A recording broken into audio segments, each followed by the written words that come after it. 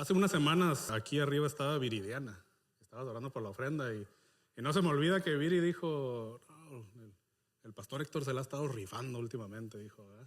Y sí, es verdad. Esos temas que nos ha traído el pastor en las últimas semanas han sido muy, muy buenos. Desde empezando con el llamado, el propósito, la amistad con Dios. Ha sido buenísimo, así es que te animo a que no te pierdas los mensajes. Así que yo quiero construir sobre estos temas que el pastor ha compartido. Han despertado pues, muchas cosas en mi corazón. He meditado mucho y todas estas meditaciones como que se van acumulando, ¿no? Y de repente el pastor me dice, ayúdame a predicar tal fecha. Y bueno, pues ahí sale todo, ¿verdad? Así es que vamos a empezar anclándonos en la Biblia, ¿ok? Vamos a empezar con nuestro versículo de la Biblia, que les recomiendo que nos lo memoricemos, que lo meditemos. Y a lo largo de los próximos 20, 30 minutos vamos a hablar de diferentes situaciones, diferentes temas.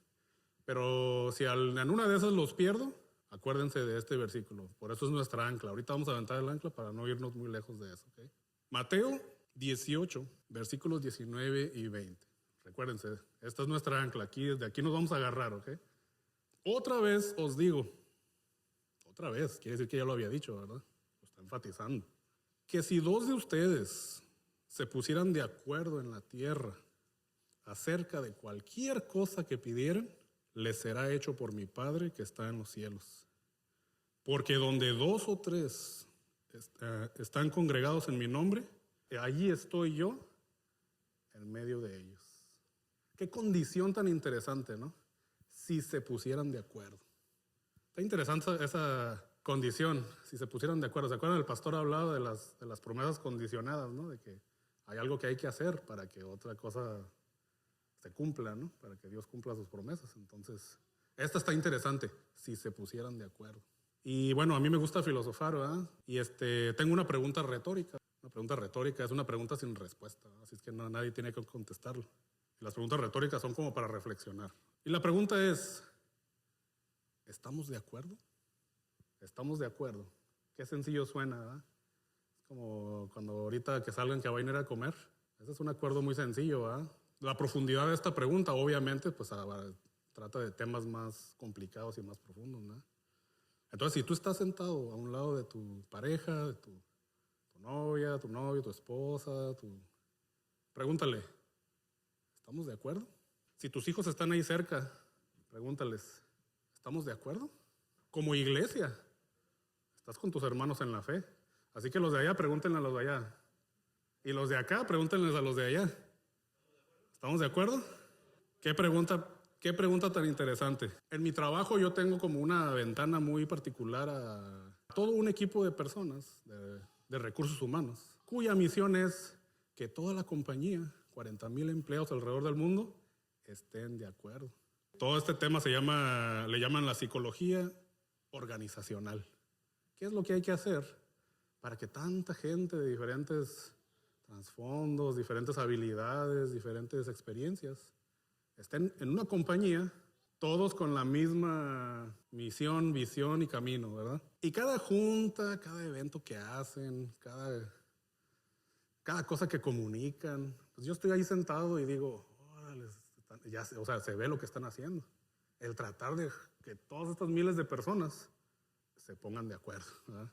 Y bueno, hay 3 puntos que yo noté que siempre enfatizaban.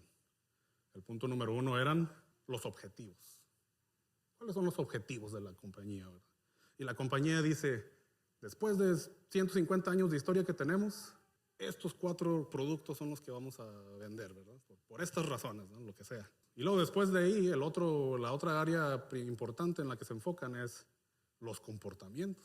Cómo nos vamos a comportar, cómo vamos a actuar, cómo nos vamos a conducir para lograr estos objetivos. Y hay todo un plan de entrenamientos y de cosas de cómo es que hay que comportarse, cómo es que hay que actuar, ¿verdad? Ahí ya entra pues que la ética, ¿verdad? La integridad, hacer lo correcto todo el tiempo y cuestiones de cultura corporativa, ¿verdad? Y el número 3 es la gestión de conflictos. Cuando entramos en desacuerdos o que algo está mal, ¿cuáles son las estrategias o las cosas que hay que hacer para ponernos de acuerdo, ¿verdad? Cómo manejar los conflictos. Y ahí ya entran temas de la comunicación, la flexibilidad, la adaptabilidad, la habilidad de convencer a otros y la habilidad también de ceder a otros, ¿verdad? Las dos tienen que ocurrir. Mientras yo meditaba en esto, le pregunté al internet. ¿Usted le ha hecho preguntas al internet? Cuando lo pones en Google, ¿verdad? Yo le pregunté al internet, ¿cómo se pone uno de acuerdo? Porque estaba tratando de escarbar ideas de otros lugares, ¿no? Y mire lo que me dijo el internet. Para llegar a un acuerdo hay que definir necesidades, inquietudes de ambas partes. Ahí están los objetivos, ¿verdad? Número 2, mantener la calma, la cortesía y el respeto. Esos son los comportamientos, ¿verdad? Y luego la tercera decía, para llegar a un acuerdo, prepararse antes de empezar a negociar.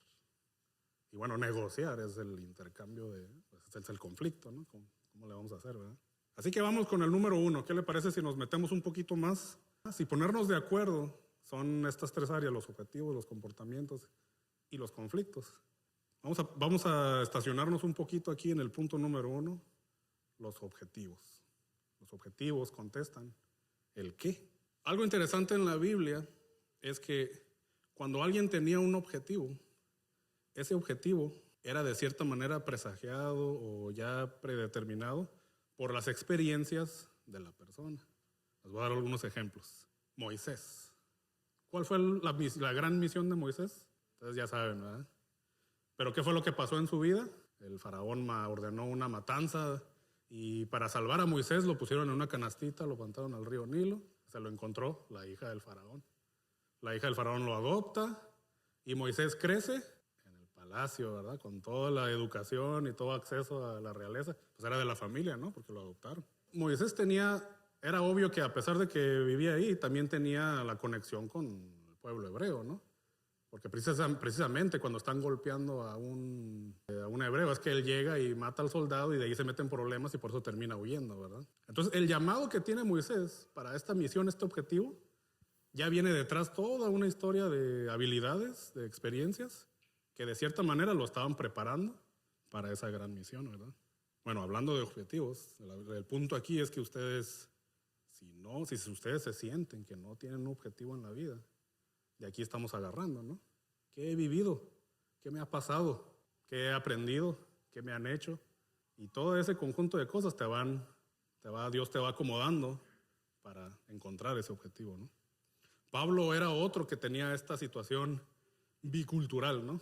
Pues era Saulo de Tarso, ¿no? Y Tarso era una ciudad en Turquía que era como de los romanos, pero era como la cultura griega. Entonces hablaba griego porque pues, fue educado ahí. Y por ahí dicen que quizás hasta latín, ¿no? Quién sabe si hablaba otros idiomas, ¿no? Era una persona que tenía esas dos culturas, ¿no? Y aparte de que era hijo de judíos, ¿no? Ustedes saben que en la conversión de Pablo, él quedó ciego. Quedó ciego por, como 3 días, creo, ¿no? Dice ahí. Entonces, para quitarle esta ceguera, Dios manda a Ananías. Y en Hechos 9, Ananías pues se resiste un poco, ¿no? No, pues esta persona tenía una reputación de que dice la Biblia que iba y arrastraba a la gente y los echaba a la cárcel, ¿no? Y quién sabe qué tanto más haría. Entonces Ananías le respondió, miren lo que dice: Señor, he oído de muchos acerca de este hombre, cuántos males ha hecho a tus santos en Jerusalén. Y aún aquí tiene autoridad de los principales sacerdotes para prender a todos los que invocan tu nombre. El Señor le dijo: ve, porque instrumento escogido me es para llevar mi nombre en presencia de los gentiles y de reyes y de los hijos de Israel. No cualquier persona es escogida para presentarse delante de reyes. Esa suele ser una profecía muy específica. Yo he escuchado por ahí personas que dicen que tú vas delante de reyes, que el día de hoy representa a los gobernantes, ¿no? Los presidentes o ese tipo de cosas, ¿no? Qué interesante entonces que Pablo, teniendo todas esas experiencias, Dios dice, este va a ser mi instrumento para llevar mi nombre en presencia de gentiles y de reyes. Esto nos ayuda a nosotros a entender nuestros objetivos también, ¿verdad? Primero para encontrarlos, ¿verdad? Ese es el primer paso. ¿Cuál es tu objetivo en la vida? Y también de una vez hacernos la pregunta, ¿será que estamos de acuerdo con los objetivos que tenemos? Y ahora sí ya entra el grupo, ¿no? ¿Tu familia tiene objetivos? ¿Cuáles son los objetivos de tu familia? Esa conversación a mí me encanta tenerla con Jaime, porque Jaime siempre que me cuenta el paso que va, ¿no? Vamos, este es el objetivo, pero ya tenemos este paso y este paso. Y es como un mapa, ¿no? Que nos impulsa y nos da propósito a salir adelante, ¿no? ¿Están de acuerdo tus familias con los objetivos? ¿Verdad? Te recomiendo que no vayan por la vida como familia nada más al día, sino conversar y plantearse objetivos. La experiencia nos da propósito, pero luego después hay que encontrar ese balance. A la hora de ponernos de acuerdo con los objetivos, nos damos cuenta que en un grupo, en una familia, nos complementamos, ¿no? Es como en un equipo de fútbol o en los deportes, ¿no? Suele ser que en los equipos profesionales de fútbol o de cualquier deporte, si el equipo está lleno de estrellas, ¿qué pasa? Se estrellan, porque son puras estrellas, ¿verdad? Quiere decir que todos quieren sobresalir y todos quieren el rol principal, ¿verdad? Entonces tiene que haber un balance de lo que el jugador más sobresaliente y el jugador de apoyo, lo que contribuye al equipo, ¿verdad? Entonces en una familia es lo mismo. Tenemos que entender cómo nos complementamos unos con otros. Muchas veces los conflictos se dan por eso, porque no se acoplan al rol que una persona o que la otra tiene. Y no vamos a entrar en detalle de cuál debería ser, pero a lo que voy es que estamos chocando porque por ese juego de quién ejerce esto y quién cede aquí en esta área y en la otra y así. Entonces nos complementamos y hay que pedirle sabiduría a Dios para encontrar el balance. ¿Y qué hay de la iglesia? ¿Será que tenemos objetivos como iglesia? ¿Ustedes qué piensan? La iglesia Comunidad Cristiana Twin Cities, ¿tiene objetivos? ¿Cuáles serán? Yo te voy a dar los tres que yo pienso, ¿verdad? ¿En alguna junta hemos formalizado los objetivos? No sé, ¿verdad? No me acuerdo, pero ahí les va. Objetivo número 1, que la comunidad hispana de nuestra ciudad conozca a Jesús. ¿Qué les parece ese objetivo? Si todos estamos de acuerdo, quiere decir que vamos a invitar a otros, vamos a compartir con otros para lograr ese objetivo, ¿verdad? Si no estamos de acuerdo, probablemente no. Segundo objetivo, la alimentación y crecimiento espiritual. ¿Estamos de acuerdo que uno de los objetivos de estar aquí es alimentarnos y crecer espiritualmente? Si están de acuerdo, eso nos va a hacer asistir, no faltar. Tenemos el discipulado los miércoles, tenemos los grupos de casa. Si estamos de acuerdo de que ese es nuestro objetivo como iglesia, ahí vamos a estar. Y el número 3, crecimiento numérico y financiero, lo que nos lleva a un objetivo muy bueno, nuestro propio edificio. Si tú estás de acuerdo con ese objetivo, te va a hacer ser fiel con tus finanzas, diezmar, contribuir y servir. Si no estás de acuerdo con ese objetivo, pues no. ¿Cómo ven? ¿Se entiende lo de los objetivos? Tenemos que ponernos de acuerdo, ¿eh?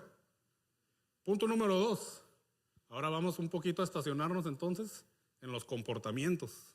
Los objetivos contestaron el qué y ahora los comportamientos van a contestar el cómo. ¿Será que estamos de acuerdo, iglesia, en cómo debemos de comportarnos?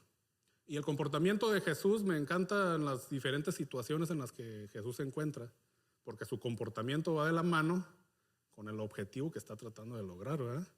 A Jesús a veces lo vemos que cuando la gente se alborota y empiezan ahí el movimiento, Jesús se aparta y se va. ¿Por qué? Porque no es el tiempo, porque hay una razón detrás, ¿verdad? Y de repente vemos a Jesús volteando mesas y con un látigo corriendo a la gente del templo, ¿verdad? Y de repente también lo vemos, ¿verdad? Siendo acusado, siendo juzgado y callado, no contesta, no dice nada. Entonces el comportamiento te va de acuerdo al objetivo, ¿verdad? A veces has pensado si tu comportamiento tiene un propósito o simplemente son reacciones. Si solamente es una reacción, entonces tu comportamiento no va hacia un objetivo. Pero si empiezas del objetivo, el comportamiento se acomoda a lo que quieres lograr, ¿verdad? Ya no te vas a comportar así nada más, a lo que sea, ¿no? Una vez que definimos el qué, los objetivos, sigue contestar el cómo. ¿Cómo me voy a comportar para lograr esos objetivos? En la familia, ¿están de acuerdo de cómo se tienen que comportar? Si tú tienes un objetivo, por ejemplo, financiero, ¿no? Los objetivos financieros son muy buenos, pero hay 2 caminos para lograr esos objetivos. Lo puedes hacer honestamente, trabajando arduamente, ahorrando, administrándote bien, tomando decisiones sabias, o puedes ser un estafador engañando al medio mundo. Esa es otra manera de lograr el mismo objetivo.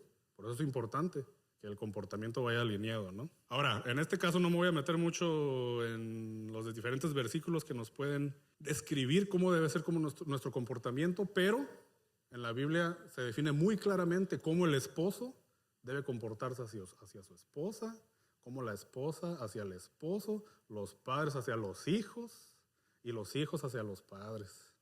Todo está ahí bien marcado. Si quieres, en un grupo familiar lo podemos meter más a fondo, ¿verdad? ¿Y qué hay de la iglesia? Iglesia, ¿cómo debe ser nuestro comportamiento los unos con otros, los unos con los otros, ¿verdad? Mira, aquí sí me voy a meter en detalle en el libro de Tito, capítulo 1, del 6 al 9. El estándar que ponen en este pasaje que vamos a leer, dice la Biblia que es para los líderes de la iglesia, ¿verdad? Tú podrías decir, no, pero eso es para los líderes, yo no entro ahí.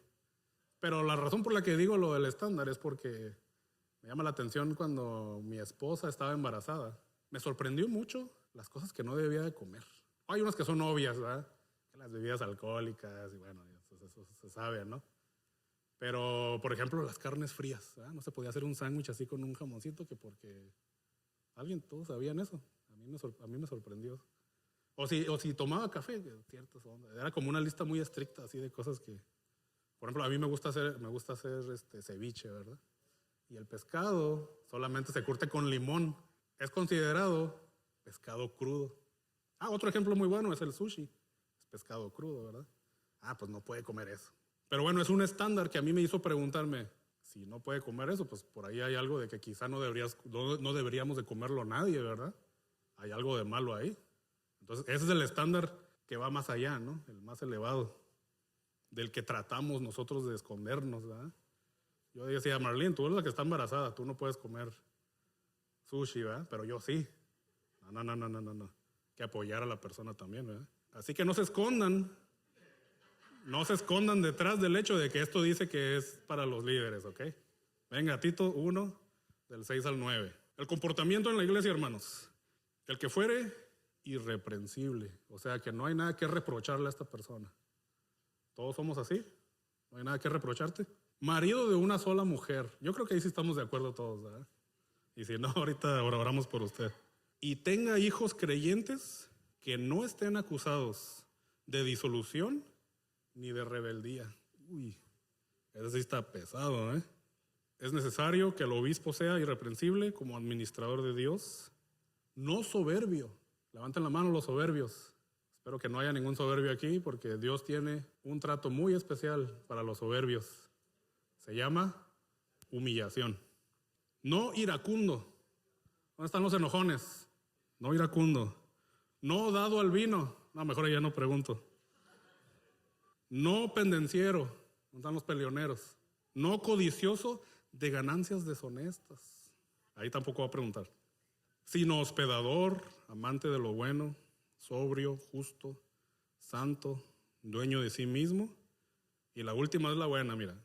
Retenedor de la palabra fiel, tal como ha sido enseñada, para que también pueda exhortar con sana enseñanza y convencer a los que contradicen. En otras palabras, que viva lo que predica, ¿verdad? Si tú crees algo, hay que vivirlo. Eso es lo que dice ese último, ¿verdad?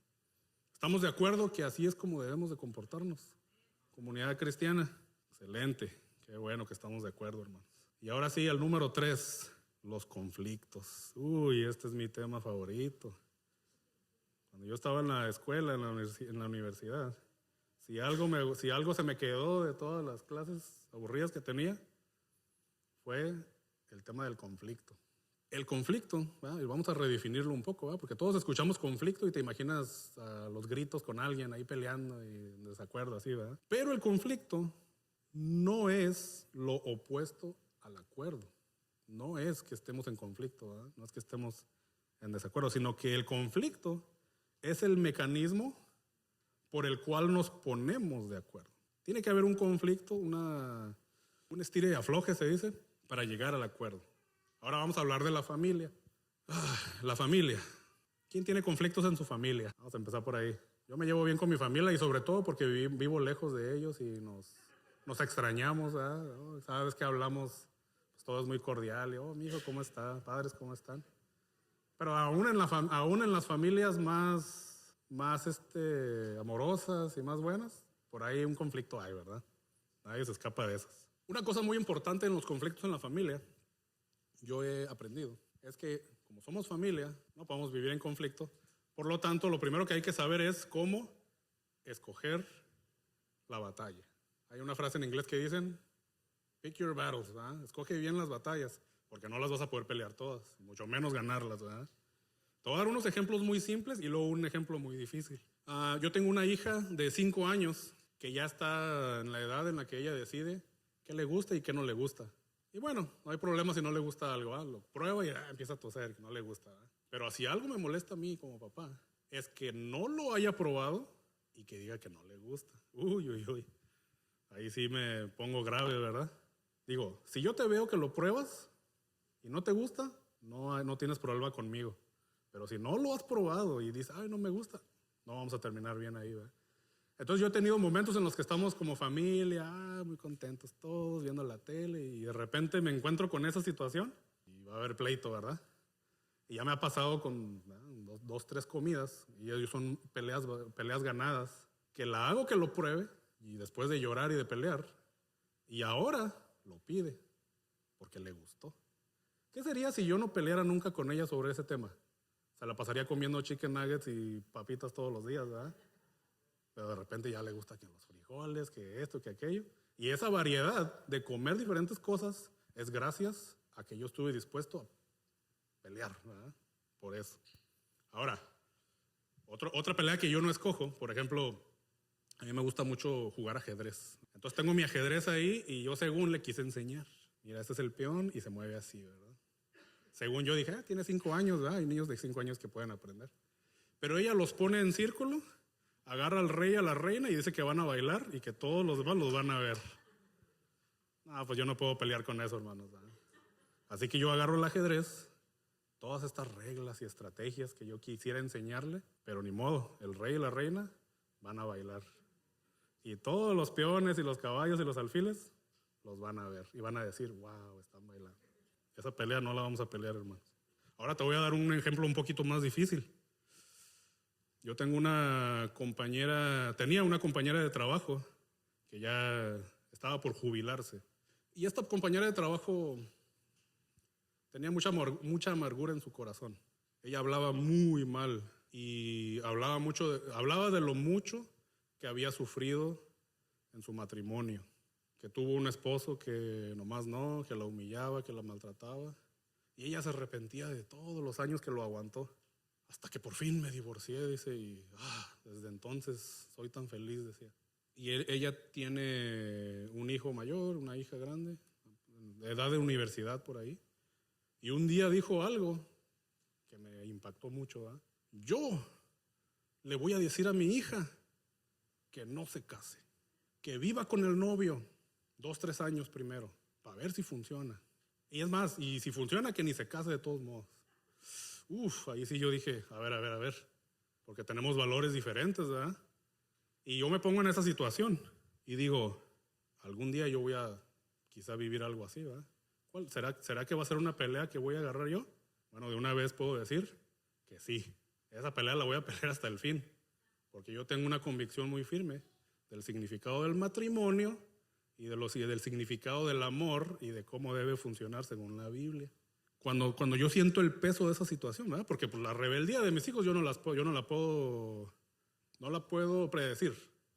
No sé a qué grado de resistencia voy a encontrar, ¿verdad? Hasta que llegue a esa edad. Pero a mi mente vienen estos versículos. Josué 1:9, cuando Dios le dice a Josué, mira que te mando que te esfuerces y seas valiente. Y segunda de Timoteo, que ese sí te lo puse ahí, Joel, 1:7. Porque no nos ha dado Dios espíritu de cobardía, sino de poder, de amor y de dominio propio. No sé por qué estos dos versículos, Dios me está diciendo, no seas cobarde, sé valiente. Así que esta es la palabra que quiero que te quedes. Si tu matrimonio está en peligro, no seas cobarde, sé valiente. Tus hijos están perdiendo, no seas cobarde, sé valiente, porque vale la pena pelear por estas cosas, mi hermano. pelea por esas cosas. Esto fue algo que yo sufrí mucho con mi papá, porque mi papá, ¿verdad? Yo soy el mayor, vamos a mi hermano, después pasaron 6 años y luego nacieron mis otros 3 hermanos, entonces son como otra generación, ¿no? Y la manera en que mi papá peleaba por las situaciones que mis hermanos menores pasaban, yo no las sentía. Yo decía, yo soy más de la escuela de la vida, ¿no? Si se equivocan, que se estrellen contra la pared y que aprendan, ¿verdad? Porque pues de cierta manera, pues así aprende uno también, ¿verdad? Pero mi papá hacía y movía y viajaba y por pelear por sus hijos, ¿verdad? Por rescatarlos. Ahora, ¿por qué yo no lo entendía? Porque yo no era papá en ese tiempo, ¿verdad? No, mira, para mí ellos eran mis hermanos. Como decimos, que se la rifen, ¿verdad? Que vivan lo que tengan que vivir. Pero no es lo mismo el corazón de hermano que el corazón de padre, ¿verdad? Entonces, ahora que yo tengo mi hija y que yo soy padre, mi corazón ya no es el mismo, ¿verdad? Ahora entiendo que no debo ser cobarde y debo pelear, debo ser valiente por ellos. Ahora, vámonos a la iglesia. ¿Ustedes qué piensan? ¿Será que tenemos conflictos en la iglesia? ¿Qué piensan ustedes? ¿Uno que otro? Bueno, hay una frase que me gusta mucho en la Biblia. Dice la Biblia, el que tenga oídos para oír, oiga, esa me encanta porque es como decir, al buen entendedor, pocas palabras, ¿verdad? El que escuchó, escuchó. Y les voy a contar vamos a leer, de hecho, en el libro de Hechos 15, del 36 al 41, un conflicto muy interesante. Voy a leer este conflicto y el que tenga oídos para oír, que oiga. Tiempo después, Pablo le dijo a Bernabé, regresemos a todos los pueblos y ciudades donde hemos anunciado las buenas noticias para ver cómo están los seguidores de Jesús. Bernabé quería que Juan Marcos los acompañara, pero Pablo no estuvo de acuerdo. Y es que hacía algún tiempo Juan Marcos los había abandonado en la región de Panfilia, pues no quiso seguir trabajando con ellos. Lo dejó, ya no voy a trabajar contigo. Pablo y Bernabé, dice, no pudieron ponerse de acuerdo. Así que terminaron por separarse. Bernabé y Marcos tomaron un barco y se fueron a la isla de Chipre. Por su parte, Pablo eligió a Silas como compañero. Luego los miembros de la iglesia de Antioquía los despidieron, rogándole a Dios que no dejara de amarlos y cuidarlos. Entonces Pablo y Silas salieron de allí y pasaron por las regiones de Siria y Cilicia, donde animaron a los miembros de las iglesias a seguir confiando en el Señor Jesús. Comunidad cristiana Twin Cities, no estamos exentos de los pleitos, de los conflictos, de los desacuerdos. Pero hay otra frase en inglés que yo he escuchado por ahí, que la dicen en inglés porque rima. Agree to disagree. Eso quiere decir que nos ponemos de acuerdo en que no vamos a estar de acuerdo. No estar de acuerdo también es un acuerdo. ¿Pero por qué? Porque la misión trasciende ese desacuerdo, ¿verdad? Fíjate cómo ellos terminaron por separarse, no se pusieron de acuerdo, mas sin embargo siguieron la misión, oraron por ellos para que el Señor los guardara y siguieron adelante. Entonces, mi hermano, requiere valentía, requiere que no seamos cobardes para entrar en un conflicto, para llegar a un acuerdo. El que está dispuesto a alzar la voz, a decir, a entrar en un debate por algo que vale la pena, no nada más por pelear, entrar en un conflicto para llegar a un acuerdo, es porque a esa persona le importa, le interesa eso que se está debatiendo, ¿verdad? Es una demostración de que te interesa el tema. Entonces el amor a los hijos hace que los padres los regañen. Ese es un conflicto, ¿verdad? Cuando son niños es algo inocente, pero cuando son adolescentes y jóvenes adultos es más intenso y requiere más valentía, es más pesado, más difícil. Pero se hace porque se ama. De la misma manera, si alguna vez te ha tocado tener una conversación difícil con el pastor, ¿alguien aquí ha tenido una conversación difícil con el pastor? Una conversación difícil con el pastor no la tiene nomás por meterse en la vida de la gente. No se trata de eso. Hay un amor de por medio, por las ovejas, por el desarrollo y el bienestar de la iglesia. Pero requiere valentía. ¿A poco es fácil ir y tener esa conversación difícil? no es fácil. Es difícil, pero vale la pena hacerlo. En otro tiempo, el ir a la guerra era una expresión de amor por la patria, ¿verdad? Hoy no tanto, porque pues, las guerras son diferentes, pero antes eran guerras que la gente estaba dispuesta, ¿no? a dar la vida por un ideal, por su país, ¿no? Entonces más o menos eso es lo que representa el ver una causa, el ver un ideal traicionado o en peligro, y el decir, me voy a meter ahí para rescatar la situación. Y bueno, te voy a dar un bonus aquí para cerrar, un conflicto muy interesante que todos nos vamos a encontrar. Mi conflicto con Dios. Mi conflicto con Dios. Cuando digo mi conflicto con Dios, aquí ya estoy diciendo que quizá mis objetivos no van con lo que Dios quiere, mi comportamiento no va con lo que Dios quiere, por lo tanto, hay un conflicto. Y yo tengo mis razones, cosas que digo, cosas que ignoro, cosas que manipulo, mas sin embargo Dios ahí está, en conflicto contigo. Aquí la ilustración sería, si yo tengo una liga, ¿no? Y pongo a una persona de este lado, a otra persona de este lado, y cada quien va a jalar la liga hacia lados opuestos. ¿Qué le va a pasar a esa liga? En el libro de Juan, capítulo 6, llega este punto donde la liga ya va a tronar. Es el punto de quiebre. Cuando el conflicto ha ido, que ya va a llegar el momento en el que ya no puede estirarse esa liga más. Tu conflicto con Dios va a llegar a un punto de quiebre. Tu conflicto con Dios representa el que no estés de acuerdo con los objetivos que Dios te está dando, el que no estés de acuerdo con los comportamientos que Dios te está indicando. La liga se está estirando y va a llegar el punto de quiebre. Y fíjate cómo se mira este punto de quiebre. Jesús está hablando con la gente y con cada sermón se pone cada vez más grave la cosa, porque cada vez más va revelando que es el Hijo de Dios, que solamente Él es el camino, la verdad y la vida. Empieza a hablar de temas cada vez más complicados con lo que la gente está luchando. La gente contesta lo que dice en el primer punto. Esto es lo que dice la gente cuando ya llegan al final de este conflicto. Dicen, dura es esta palabra. Por cierto, esto está en Juan 6. Te lo recomiendo que leas ese capítulo. Juan 6. Dicen, dura es esta palabra, ¿quién la podrá oír? ¿Alguna vez tú has dicho o pensado eso cuando han predicado de aquí de arriba? Dura es esa palabra. ¿Quién realmente será el que la pueda oír o el que la pueda poner en práctica?